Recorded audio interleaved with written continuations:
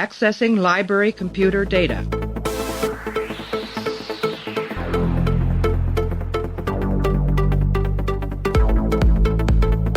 Out there are no saints. Just people. Hey everybody, welcome back to the show. Continuing our run through of Star Trek Deep Space Nine. Right now we're up to the episode called Who Mourns for Morn? 12th episode of the 6th season, aired on February 4th, 1998. This episode was written by Mark Garrett O'Connell and directed by Victor Lobel.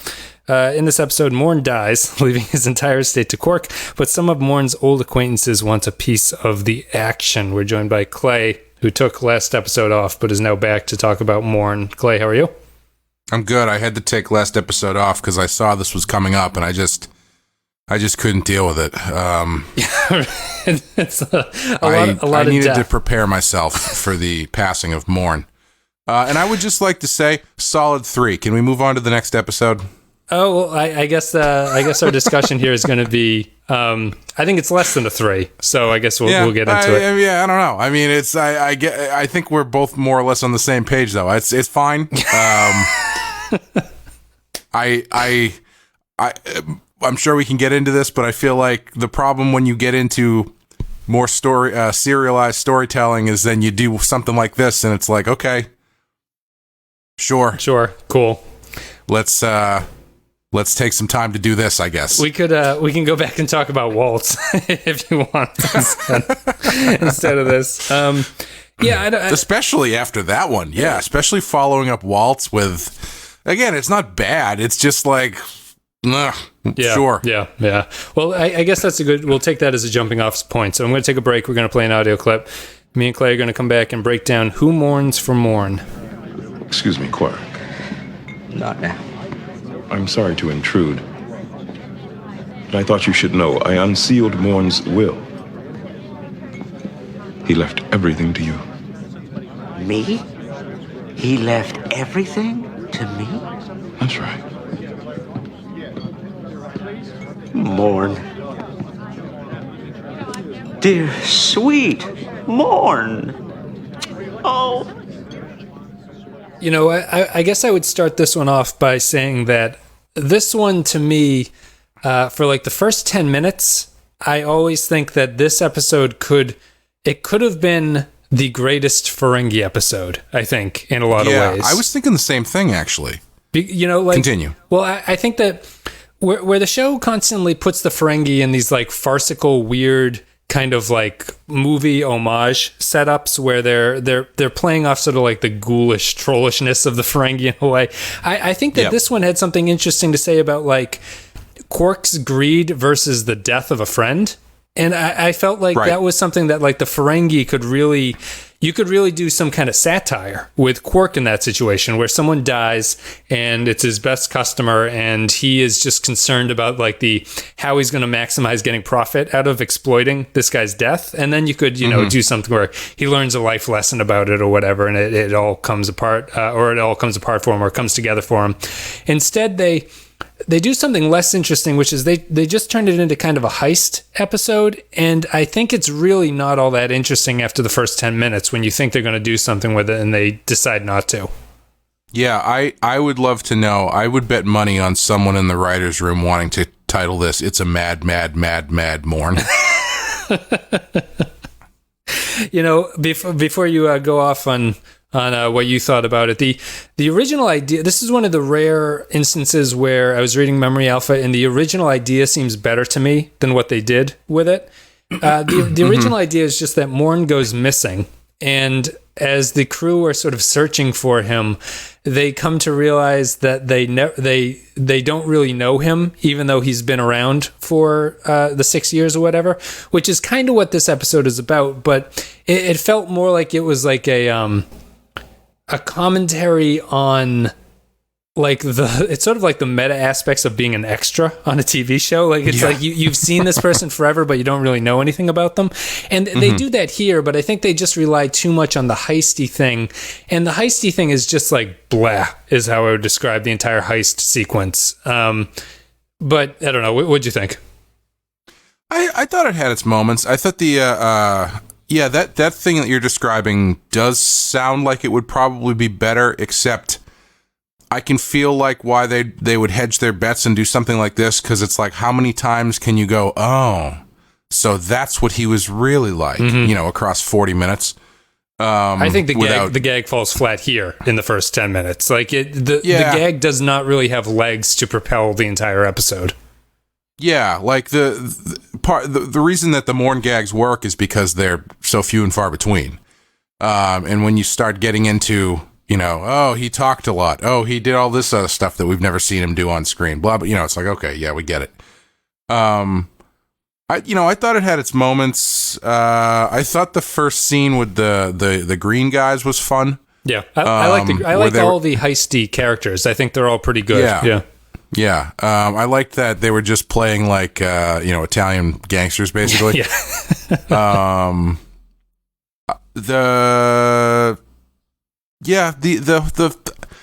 was fine. It was fairly low stakes when all is said and done.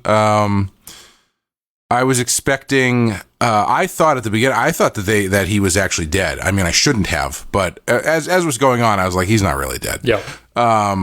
Because that's just how these things work. But at the beginning, I was like, oh, I mean, that's interesting, man. They're gonna kill, because I thought they were kind of gonna do what you were saying, where it was going to be this, look at the Ferengi culture of whatever versus the death of a friend. Now, that would be really interesting. I don't know if necessarily that's what the suits were looking for out of a Star Trek episode at this point in the series. Yeah. But I think it has as much potential there as anything else they've ever tried to do. I feel that has more to say about anything than any Ferengi episode has really had to say about anything, except for maybe the unionization episode. But I just feel that it's like, it's a way to portray the Ferengi as greedy and only concerned about money, but also do it in kind of a realistic way, which they struggle with sometimes. Like the portraying the Ferengi as greedy occasionally really comes across as this broad sort of like shticky thing that they're just trying to make a deal or whatever. But if you actually had the crew kind of disgusted at what Quark was doing with Morn's death, I think it makes a lot more sense. Yeah, as I was watching it early on, I actually also had the thought. I was like, this could be the best Ferengi episode because it could focus on everything that you just talked about. But then in the back of my head, I was like, or this could turn out to be Quark turns the corner and all of a sudden Quark, and there's just another Ferengi shows up, and then they all show up and they're all fighting over whatever, and that's kind of what it turned into anyway. But it just wasn't other Ferengis doing it. Yeah, that's true. Yeah. So it was. I think it was a missed opportunity. I get it. It's meant to be a fun, light episode, and I think I appreciate them putting all of the heavy lifting on Armin Sherman's shoulders, or ears for that matter. Yeah. Because I think he's a great actor. I think he does this role really well, and I think he pulls it off. I think he can carry. He carries this episode very well. Yeah, we're having a. I like Sherman too. This conversation will probably be a little bit far-reaching, just because I don't have too much to say about the episode. But I guess that we'll frequently have patron comments and stuff that'll say like, this episode is just a fun romp. And I don't know. I think that DS9 compared to TNG has trouble with fun romp episodes for some reason. Well, they're in the middle of a war. Where, between friggin' planets and people and genocide and all this. It's going to be tough to do like, something kind of lighthearted in the middle of that. Yeah, I feel it even extends to pre the war. I feel that DS9's goofy episodes never feel like they really work in the way that TNG's goofy one-off episodes work, like Data's Day and stuff like that. I don't really know why. I think it's more that it's probably just like the background of the characters that are on this show. It feels a little bit weirder when they go off on these sort of like little romp episodes. And maybe TNG, the characters felt like they kind of fit into that a little bit better. But it's something that I noticed. I've never really... And it's not that I want DS9 to be like all grim, dark all the time, and that like that elevates the series or anything. It's just that I think that It's really, I guess it's just like the Ferengi episode kind of thing. It's just, it does not work for me in a lot of ways. And this feels like it, even though I don't know if people would call it a Ferengi episode. Well, I wonder if the problem with doing, the rompy stuff is that the even though they're stuck on a space station, the cast doesn't have or I should say the characters don't have the across the board camaraderie that they did on TNG to the same degree. Like there's no card playing type thing, among the crew group. of DS9. Everybody's kind of got their thing, and they come together when they have to, and they'll have a chuckle or two, but then it's kind of back to business. That's true. They're more antagonistic towards each other in a way that when they start getting sort of goofy fun with each other, it sort of feels weird. I think they do the Odo and Quark thing pretty well, where their relationship is balanced enough where I think you can bounce back and forth between the two of them. But it's tough when they don't do it in this episode, but if you try to stick Cisco into something like that, it never really feels like he's the right person for that job. Yeah. And it's strange. And, they've got 26 episodes. They have to fill the time somehow, but they don't do the sci-fi episodes the way that TNG used to do. Like they tried doing that originally in the early seasons of DS9, but they kind of failed at it, so they gave up on it. We don't really have any cause and effect episodes or things like that. And so you're stuck with these, and that just might be like an Ira Bear thing. So you end up with these very lighthearted, sort of a homage to a caper, kind of like there's nothing even really here that you can say it's an homage to anything. It just feels like this is the generic template for how a heist type thing would come about. And I don't know, you walk away from it going like, yeah, the actors were good and everything, and Shimmerman was good, and it all makes sense, but it really didn't end up amounting to much. Yeah, I don't know if I would call it a heist. It's I guess it depends on how you define heist. I was thinking more Maltese Falcon than Ocean's 11. Yeah. Where he's in the middle and he's got different elements pulling him in different directions and stuff like that. Yeah, I think there was room for this to be really good, even in the incarnation that it is. I don't think there's enough of Quark playing everybody against each other. I think that's how it would have been elevated if Quark made some riskier moves instead of just demurring to everybody, more or less. He's a little dumb in this one. He doesn't realize anything really until people basically tell him without telling him that this has all been a setup. Yeah, even at the end, or towards the end, where everybody kind of converges on his room, they do it by accident. And I thought what he was going to end up doing is I thought he was going to try and put all of those elements, force them together, and then they would kind of blow each other up. And then the twist would be, oh, they all actually know each other, Right. And it was just like, no, the girl happens to be there, and then the lizard guys also happen to be there, and then the other guy happens to be there. And they're all like, hey, we all know each other, idiot. So it wasn't like, it didn't make him look smart in the ways that has in the past. It didn't make him look clever or anything. Yeah. And then from that point, he's just basically, got a gun to his back the whole time. And weirdly, he gets the money at the end. He gets the Latinum out of this after it's all said and done. Morn kind of gives him the money, which was a strange resolution to it that didn't feel like it came from anything. It just felt like a sort of an arbitrary ending that's really surprisingly happy for everything that Quark went through. And yeah, I think that the heist or the Maltese Falcon-esque people are fun. I think they're all pretty good performances. The girl is really good too, I think. Yeah. Her mud bath. Is her name Laurel? The character, I don't know. I think the character's name is Laurel. Okay. Which made me think of Discovery Laurel. Oh, gotcha. And that would be a very different performance. Yeah, and outside of that, I think it's Shimmerman's good. I guess the other thing I want to say was we were talking in the Discord about who the best Star Trek actors are, and I think that my sort of criteria is that they do good work and they hardly ever do bad work. and then also you need a little bit of like versatility to your performance, I think. Shimmerman would kind of be like a surprisingly like a dark horse candidate, I guess, for it, because you don't really think of him, but he doesn't do anything bad. There's never been, outside of the writing for a Ferengi episode being horrible, his performance has never left you going like, what the hell was that? And he plays a lot of different emotions within Quark a lot of the time. So I think he's kind of a surprise dark horse candidate for it, but I think the DS9 cast in general is fairly strong in that regard.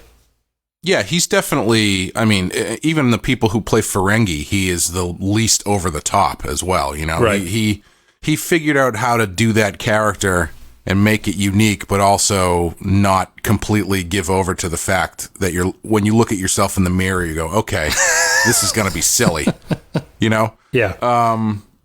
Yeah,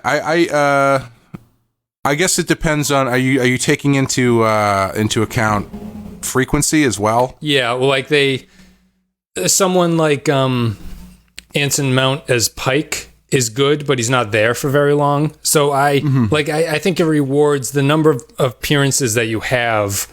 Like, the better your average is, the more impressive it is. So I'm really restricting this to like main cast members, because even if you have a great cast, a great guest star on there, it's not enough appearances to match what someone who had to do 175 of the episodes had to do. So my top two, I think, which I think would be like impossible to knock off as the best actors, would be Patrick Stewart and Leonard Nimoy are the top two spots in some order. And then the third one, I don't know who it would be. I was thinking Rene Auberjonois, I think, as Odo would be my third. But I think that there's a lot of people that can slot into that third spot depending on what you like out of it. Yeah, I think the popular choice would probably be Brent Spiner. Yes, I think that's true. I always think of the scene from Generations where he's Mr. Tricorder, and it's so terrible that Spiner was great for 95% of his stuff, but 5% of it was really like, wow, this is like you're killing me here. To be fair, Mr. Tricorder is supposed to be bad. Yes.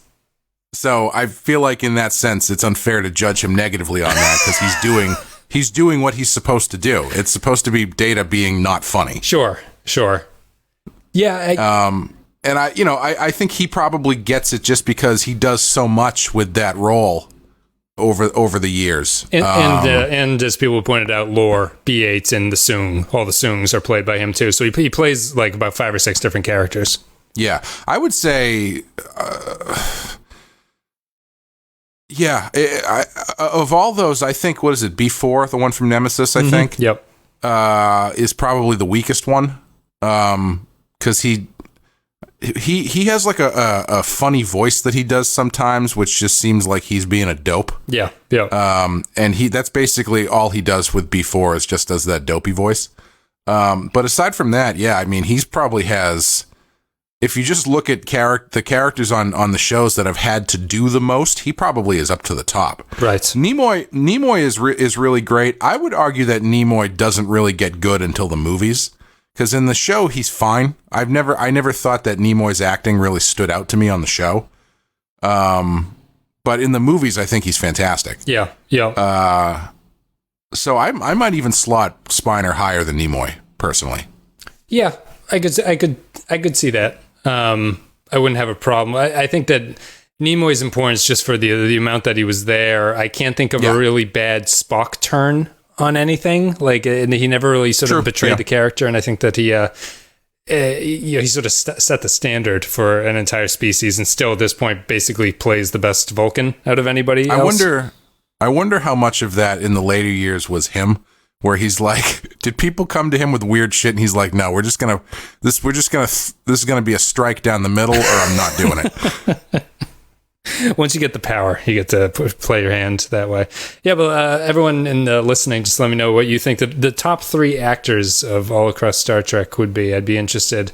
I feel like that those top 2 kind of make sense, and Spiner would probably be the popular choice for the third. But let me know if there's any dark horses that we're missing. I'm trying to think.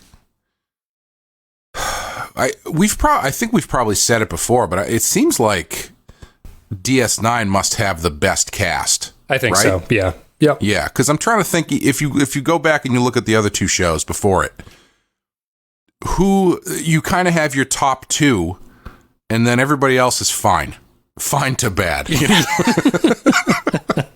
Yeah, I'd say that TOS is mostly just fine. They're only fine because they don't have any opportunities to screw up, really, with the sub 3 and TOS. Like they're there to deliver a line and then walk away. You don't have any moments where you're like, this characterization of this person is crazy. TNG is definitely top heavy and bottom heavy in terms of the talent there. And I think DS9, the weakest. Like, Dax is the weakest DS9 character, I think, at this point. Yeah. But even now, she's getting better. Point, yeah. And I don't know Voyager or Enterprise enough to make a call, but it seems like they're pretty consistent. Well, at least Voyager. From what I remember of Voyager, it seems like Kate Mulgrew was pretty good, and then everybody else was fine at best. I think Enterprise is probably the second contender for the worst. Really? Enterprise just has a couple characters who are pretty much zeros. They really don't end up amounting to much, and they're main cast members. But yeah, as we move along, we'll have to see what the cast members are if we remember what the hell we're talking about. I guess we'll just wrap up Morn with.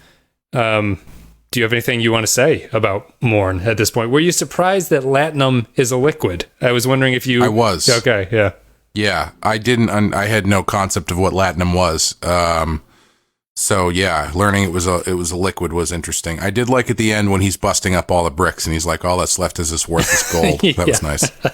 I also really liked the Velvet Matador painting. Mm-hmm. I kind of wish they had given more screen time to that or more reverence to it, because it seems like a good stupid thing to be like, you know, people of the future being reverential to something so dumb. He bought that from the past for the in the cards episode, the one where Jake's trying to buy the baseball. Yes. That's the picture that Morn bought. Yeah. Yep. Yeah, but still, I like that stuff is fun. Yeah, that's about it. I mean, the rest of it. Yeah, I was happy no other Ferengi showed up. I mean, even Rom isn't even in it. No. For more than that, like one scene. Yeah.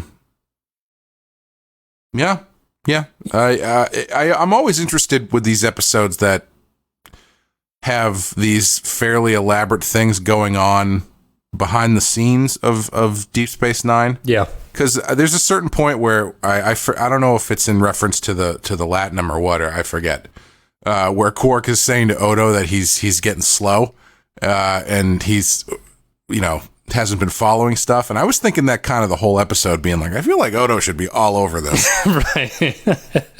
As he kind of lost his edge for some reason. Yeah. There's something going on in Odo's head that we just can't comprehend.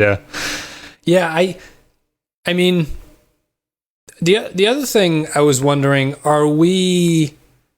do you think that we as viewers of the show are just losing patience with the show, just in terms of like, because we've watched so many episodes of it, that the bad episodes now just kind of feel like all right, like, come on, like, get the hell out of here. Like, what are we doing? Like, basically we can see the finish line in sight. So the bad episodes kind of feel like they're just this speed bump on the way to it. And I wonder if we would treat this episode so harshly if it was, you know, a season 3 episode where we still were sort of getting our feet under ourselves about what the characters were and everything. Yeah, I don't think so at all. I mean, I don't think we would treat it as harshly. And honestly, I'm not even really being that harsh about it. It's kind of silly, but I don't think it's a bad episode. It's fine. Yep. And I think part of it, I think you're right in that it has become so serialized and there is so much heavy shit going on that when they take time to do a, you know, totally standalone episode that doesn't even make reference to the Dominion or anything, or doesn't even feature the main cast really, it feels like, you know, a real momentum slower. Mm-hmm. However, and on top of that, you know, like you said, we can see the finish line. It's like about a season and a half left and it's over. I think that one of the big things to consider is when this came out, nobody knew that Deep Space Nine was going to be over after season 7. Yeah. You know, it's not like it's just the next piece on the road. It's not the, it doesn't feel like you're wasting time because you've only got so many episodes left. Yeah.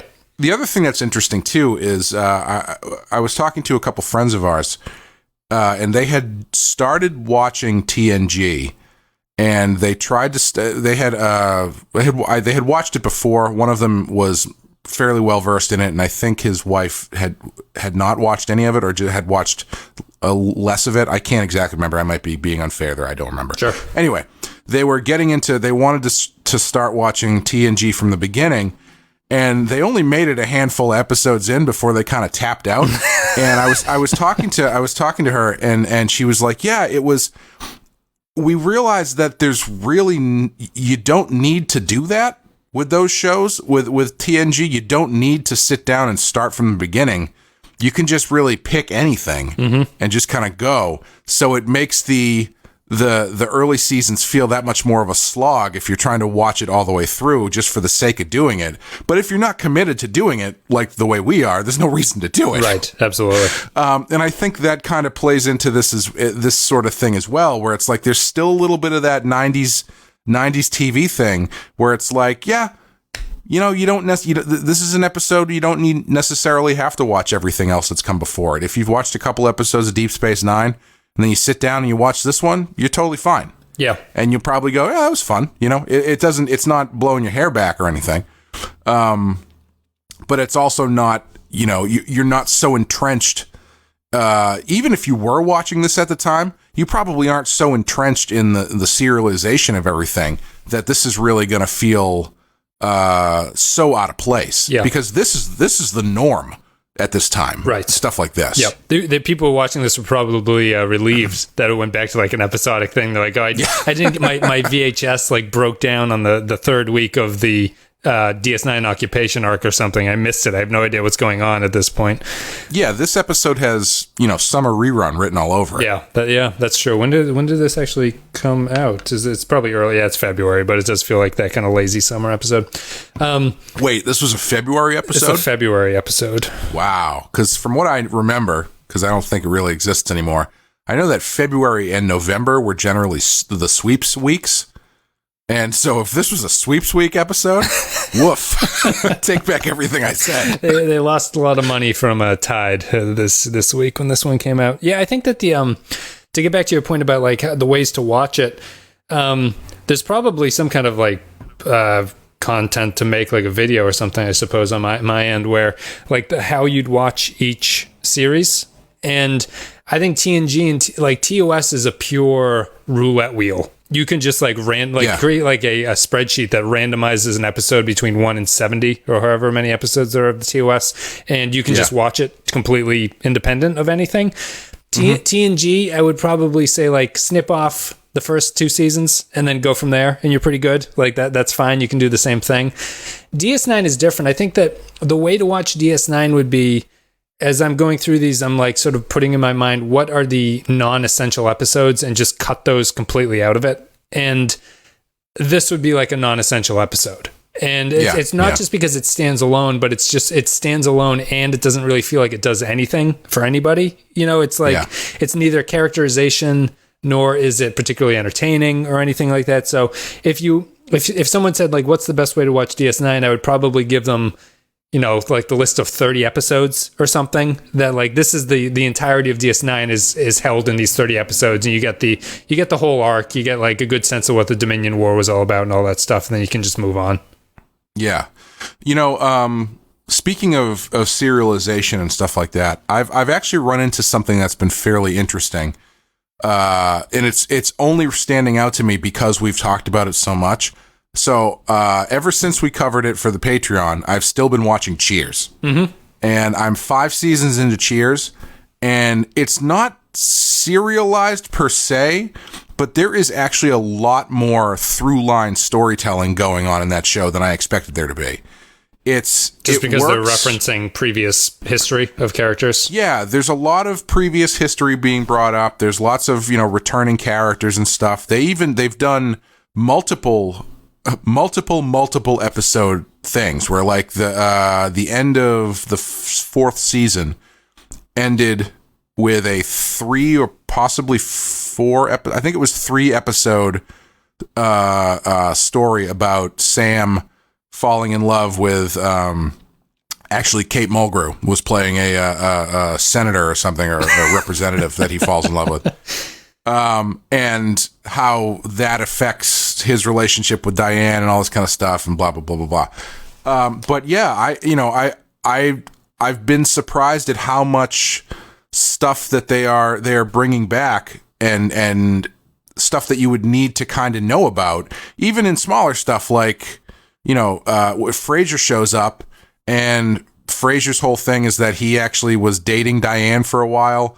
But after a certain point, you kind of forget that. So people have to bring it up every now and then when a certain plot point hits. It's really, and the thing that's been really kind of fun is they've found really interesting ways to knowing that the way people watch TV is you just, you go, oh, Cheers is on, I'm going to watch Cheers. Not necessarily like you've been watching it since the first episode every week. Right. They have to find interesting and creative ways to give you the background information you need. So like the second or third episode of that triple episode story has Woody sends tapes to his mother, just giving updates about what's going on in his life and his job and everything. And so the episode begins with Woody recording a tape for his mom, and he's just synopsising the last two episodes. Right. He's just saying, well, what's happened is that Sam is now dating this senator, and she has problems with Diane because Sam and Diane used to date. And I was like, that's actually a really creative way to do that instead of just doing previously on Cheers, which they have done also. Yeah. It's really interesting from a TV storytelling point of view, especially for a sitcom, because like even what was Cheers? Cheers like 85 or something? I forget. Yeah, probably 85 to the mid 90s. Yeah, so you've got a contemporary at this point of Cheers is Miami Vice, and Miami Vice does not do this much legwork at all as far as that stuff goes. They'll have a two-parter every now and then, but like that's about it. And you don't get a lot of recap or like, stuff that's going through. I think at this point, there is a couple characters that have shown up that end up becoming a, multi-episode plot thread, but not to the, it's fairly still a episode to episode show. And I wonder, is it just the thing where it's like, even if you're an episodic show, by your fifth season, do you just need to spice it up? Like, is it I would after say, you get I'd three say seasons almost, worth of show? Yeah. I'd say it's almost you're stuck. I'd say it's almost after you've written the character for so long, you have no choice but to recognize them. Yeah. You know what I mean? Yeah. I imagine after you've done 3 seasons or so, which is 24, like almost 70 episodes or whatever.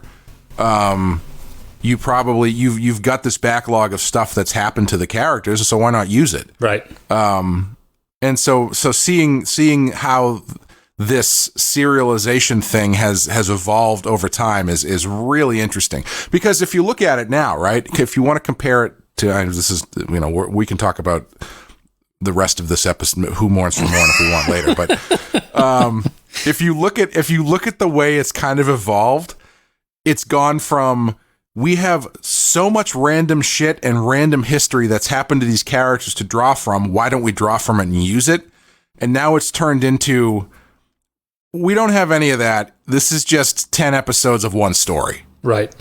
It's really fascinating how this stuff has changed. Yeah. That's a good point. How it's, maybe it seems obvious, but the stories are still bite-sized in the 80s, but you just have a wealth of backstory if you get to a long-running show enough, where the opposite is true for nowadays, where it's really just it's one episode spread out over 10 hours that you're watching instead. Yeah. Maybe 2. One seems a little bit of a stretch, but 2 or 3 or something. Like what you used to be able to do in less time is now stretched out, and you just have to sort of write over a longer period of time, I guess would be the best way to say it. Yeah, it's interesting. I think that I think it's just one of those things, like you really would have no choice after writing Cheers for 3 or 4 years. Like you just, it's almost, if you start not paying attention to their backstory, it almost feels weirder than referencing it. It's like if they just start talking about like totally random things, the audience is almost like, well, didn't he just do this like last year? Why is he not remembering that?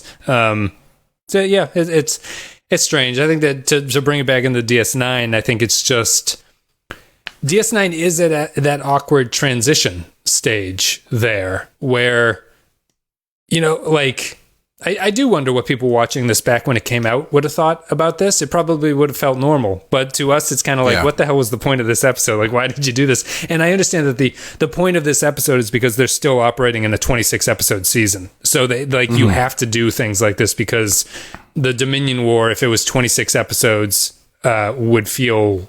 They just don't have enough ideas for that. You would have to think like they just can't stretch it out that far. So who knows? I also wonder how much of this stuff was noticed at the time. I think we notice it now because we're very specifically looking at a TV show that's 20 years old or whatever, 25 years old, from a standpoint of modern television viewing. But did anybody even notice when they did stuff like this? Was it like, were there people in 1997? When was this? 98? Were there people in 1998 talking about how much the show has changed compared to what it was in the 60s as far as the storytelling and stuff? The reviews that I've read of the era, people in episodes like this do bring up the fact, they always mention that it's weird that the Dominion War is not being mentioned by anybody. Yeah, so they're conscious of that. Over on like usenet.ds9 or whatever. On a GeoCities page with a sick fire gif going off in the background. That's something I had the best under construction gifs. That's really the only thing I notice is that because the war is so obvious of something that always seems to be going on at this point in the show, when it doesn't happen, they seem to notice it at that point. Yeah. But not that it's they're not talking about it the way we are, where it's like, what a weird mashup of episodic and serialized arc storytelling that they've got going on here. It's more just like, why aren't they talking about this thing at this point? Yeah. Let's take a break. We're going to play a clip, and then me and Clay are going to come back. We'll read some patron thoughts. There's not many about this one for some reason, and then we'll give our final thoughts about who mourns for Morn. Then it's mine. All mine. What you are about to hear is the most beautiful sound in the galaxy.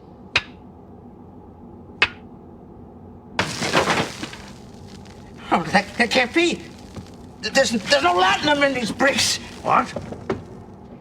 Someone's extracted all the Latinum! There's nothing here but worthless gold. And it's all yours. No!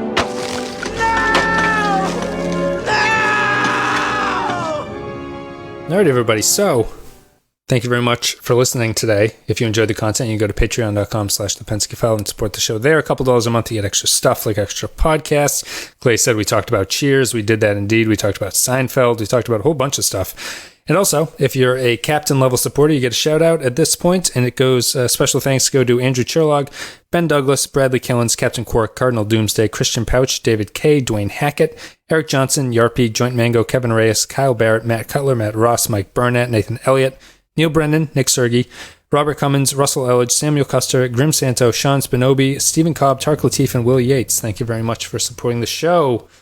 Now let's go to patron thoughts, Clay. There's only a couple of them, actually. So read into that what you will. Zam Nuclear Wessel says, who mourns for Morn? Very silly stuff, but the shot from inside the vault of everyone turning guns on each other is classic.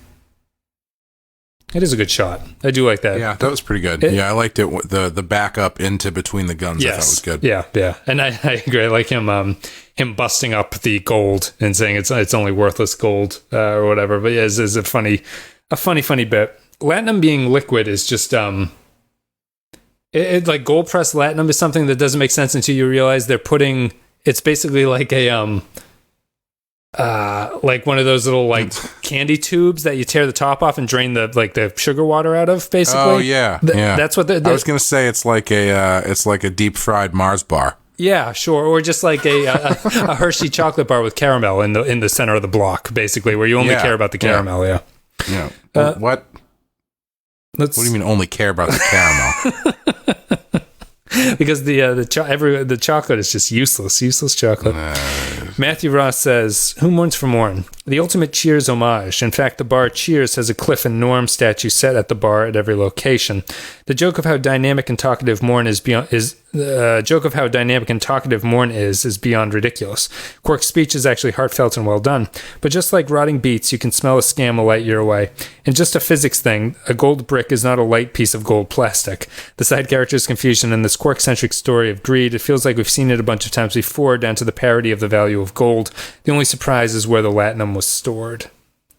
Yeah, I was a little surprised they didn't Foley in a better sound when he clanked the two together, because I'm like, it's still gold. Yeah, it's still metal. It explodes. And also, I don't know what I don't know what they did to it that when you just, you squeeze it explodes into dust.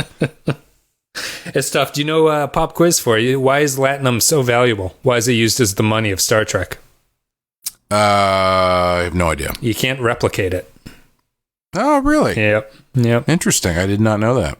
Samuel S. says, Who Mourns for Morn? The first half of this episode was almost unwatchable. I was bored, disinterested, and completely baffled as to why everyone on the station cared about an alcoholic with the complexion of a mud pit that had died. Maybe it's just me, but I never liked Morn. And now with the show in the middle of an epic... Ho. What do you mean you never liked Morn? What has he done? What has he done that would make you not like him? I actually... Well, let me finish his comment, then we'll get back to that. And I don't think we should. And now with the show in the middle of an epic conflict between the Federation and the Dominion, I have no idea who thought spending an episode where we watch Quark running around the station for 30 minutes chasing Latinum was a good idea. 2 out of 5. I think this episode, should have probably been in the main part of the show, but I think that the problem with this episode is that it's an idea, I think, that works on paper. Yeah. More than it works in execution, where I could be like, if someone came in and was like, let's do an episode about Morn, where it's revealed, we learn all this stuff about him, and it's just this, it's funny because it's this character that's just been sitting in the background for 6 seasons. And you're like, oh, okay, like Morn is kind of an endearing character. I love the design of him. I think he's perfect for the kind of characterization they've given him. And, he doesn't talk. Quark talks his ear off and all that stuff. He's the guy who just listens to Quark talk. And instead, the joke works for about 5 minutes at the start when you're like, oh, Morn is like this, like it's kind of a meta commentary that Morn is this deep character who exists in this universe, but we as viewers never know anything about him, even though the characters seem to know everything. Like my favorite is he's a good sparring partner for Worf, which is a good joke. Like it's stuff like that works. But then once you do 5 minutes of that, and then you just kind of like, all right, cool. So what's left? And that's my problem with it. But I like Morn as a concept. We didn't even talk about how Worf is apparently deeply insulted that his wife was not good enough for Morn. I think if I were to do this episode, I wouldn't want it to be like, oh, look at all this stuff we've learned about Morn now that he's gone. I would like it to be, look at the stuff that we learned about him because he's part of the story. Mm-hmm. Like if it's Quark and Morn having to do something, and then, it turns out Morn knows how to pick a lock with his teeth or something, like that kind of thing, where it's like, oh, you're learning about him through his actions because we never see any action from him. Yeah. And I think there's comedy in that, and because the way that Morn is played is kind of like, he just seems kind of dopey. I don't think they ever say that he's dopey or anything like that, but he kind of, you'd see him as the character who's like, if there's a gunfight going on, he'd be like casually walking through it, like trying to get his glass to the bar or something like that. Yeah, exactly. And I think that you could play him like that, where the comedy comes from his hyper competency at things that is unexpected. And I think that would work too.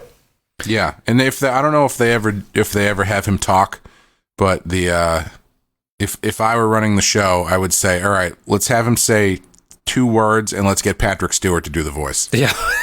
Right. He, actor never gets a credit in either as the guest star or anything either, which is, I guess the cast was kind of upset about that. They thought that the guy who's been playing him for all these years should get a credit at least as the guest star. Yeah. Makes sense to me, at least for this episode. Let me see here. Next comment. Episode that he's not in. the last comment comes from Kyle Barrett, and it's a poem. Who mourns for Morn? Not me, with the plot points so well worn. As George Booth says, there's always money in the second stomach. For an episode about Morn, we get very little of the lummox. Instead, it's down to Quark to keep the boring criminals at bay. A background character Morn is, and a background character he should stay. Tedious reveals and endless twists. Although Gregory Itzin is a joy in any cast he enlists. The final 15 minutes bring it some decent laughs, but too little too late for the title character it turns out needs no epitaphs. A waste of time? Of course. Why do you think I've come up with this rhyme? Minor fun to be had, but it's an episode that shouldn't have been born. So, who mourns for Morn? Not me, that's for sure. Thank you for joining us in this installment of Def Space Nine. Some polite clapping there for Kyle. But I think, we'll give some jazz snaps. Thank you, patrons, for leaving your thoughts. Not many people left thoughts about who mourns for Morn, I guess for good reason, because me and you, Clay, kind of went off on tangents about something not related to the episode. So you're going to give it are you going to give it a 3 based on your original recommendation? Yeah, okay. I'm going to stay with a 3. I'm going to give it a 2. I felt it had something, and I was really let down after the first 10 minutes went by where I thought they were going to do something with it, and they just never do anything with it. I'm going to give it a 2, just thinking that it could have, woulda, coulda, and shoulda done something with it. But again, not a particularly bad episode, just one that I would recommend skipping, I think, as we move through this. So thank you very much, guys, for listening to the show. Thank you for supporting the show at patreon.com/thepenskyfile. You can click the links down below. You can bring us either to the webpage where there's all the links if you're listening to the podcast, or the YouTube links will all be there. You can follow all the social media, join the Discord if you want to talk. And I think that's it. Clay, do you have anything you want to say? Nope, just plugging my Kickstarter that's starting at the end of the month again. Getting very close. Video's almost done. Page is going to go up pretty soon. And then you will all want to stop hearing about it if you don't already. So you can look forward to that. We're almost at the end of July. It's flying by, so that'll be up very soon. I know. Don't tell me that, because it's making my chest hurt. I know. Yeah, the mortgage bills are coming up. The Kickstarter is due out, but we'll let you guys know when it pops up, and you can support Clay there. So thank you very much. We're going to be back with another episode, which is far beyond the stars, I think, Clay. So we'll be back in a couple days with that. Guys, thank you very much for listening. We'll see you next time.